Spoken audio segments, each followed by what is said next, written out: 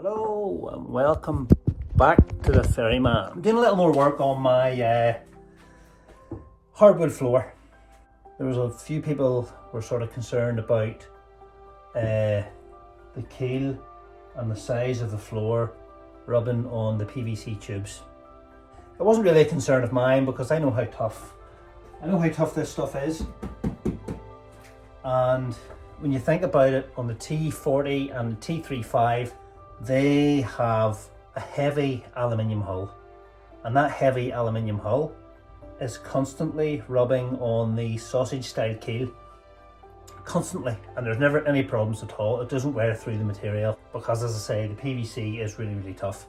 Now the problem you will have with the T35 and the T40 is little small stones that can get compressed underneath the keel and above the keel where the floor rests, and that can cause problems. You can get small punctures. It's happened to me a few times.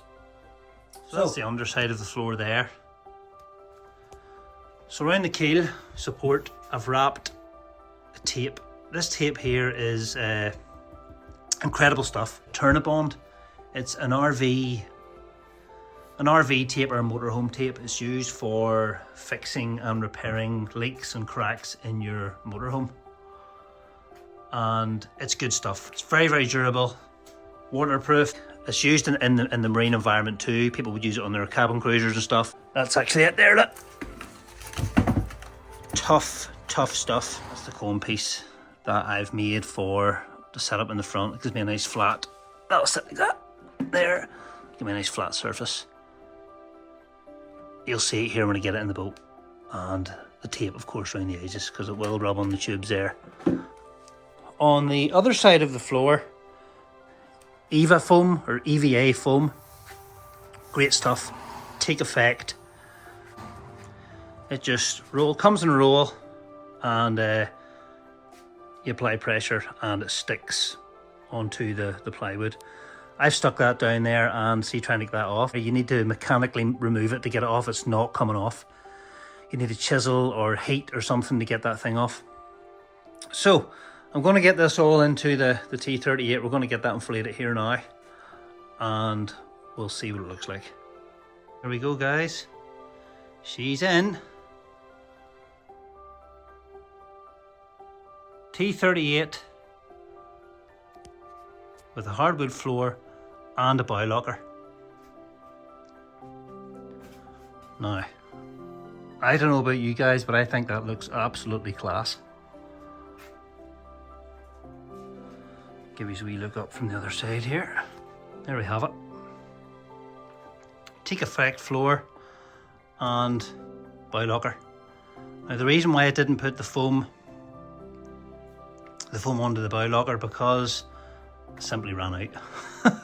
I'm not buying any more. That whole job there cost me about 70 quid for the foam and the plywood and the paint. The whole job cost about 70 quid. So I'm going to show you how this functions now, and I think that looks class. Absolutely class. When I take this away with me camping, the floor will be left behind, and as will the front piece as well. People say, oh, just buy a rib. What's the point of doing this? Just buy a rib. Well, that's the point of doing it. You can't take a rib camping. You can't fold a rib down and put it in the back of a motorhome or a car or whatever and go to remote areas. It would require me to own a trailer all around the countryside, and I'm not prepared to do that. People may say then, oh, just buy a T35 or a T40. It has a solid floor in it. The T35 and the T40 are fantastic boats, there's no doubt about it.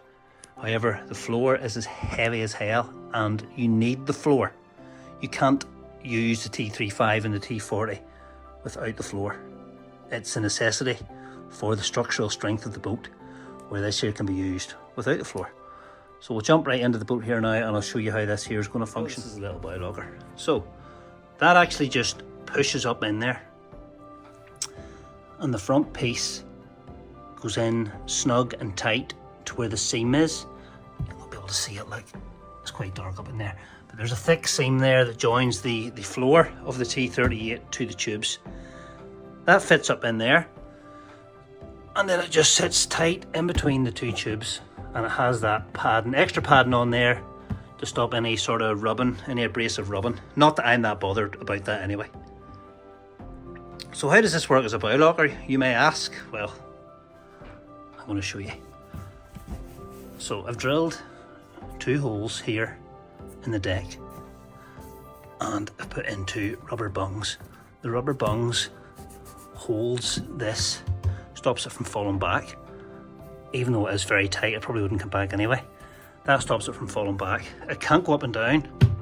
It literally doesn't move, and it can't go forward and it can't go side to side. There is a danger of it coming back. So I push that in, insert the little bungs, and that holds that in place. Now, for storage, this pulls out. I might not be able to do this with one hand, but we'll give it a go.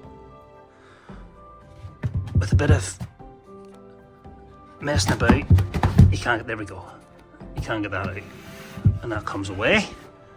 And in there gives you a little storage compartment. Now I've had a fishing bag in there, I've had my coat, a few other bits and pieces. I've actually had my transom wheels in there as well, that yellow bag. It just lies flat in there and sits in there perfect. And you close this over and it gives you a nice clean look throughout the whole boat. So the next test really will be at sea. Now I've already tested the floor, it's perfect at sea. I plan to mount a like a camera pole on here so I can make more videos. I'll just put it back in again, just sort of square it up to the nose and up to the bow and give it a little tap both sides. There we go, she's in. Then you put your little bungs in like that and like so.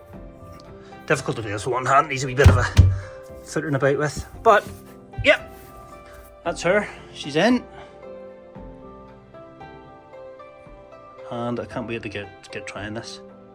So guys, as always, if you like this kind of stuff, give it a thumbs up and feel free to ask me as many questions as you want. In my opinion, I think I've improved this boat. Yes, it will add a little bit more weight to it, hauling it up and down the slip, but I've had a T40 and I hauled it up and down the slip. This is still a good bit lighter. Now, as I say, this is probably, I mean, the sea, I am literally 10 minutes from the slipway. This setup here will be used mostly at home and at sea. And as I say, when I go camping, the floor and stuff will be left behind. The whole lot will be rolled up and it'll be put into the back of the motorhome. So guys, thanks for giving this video a look, and hopefully it might help someone. Maybe you might want to do something like this yourself. Thanks.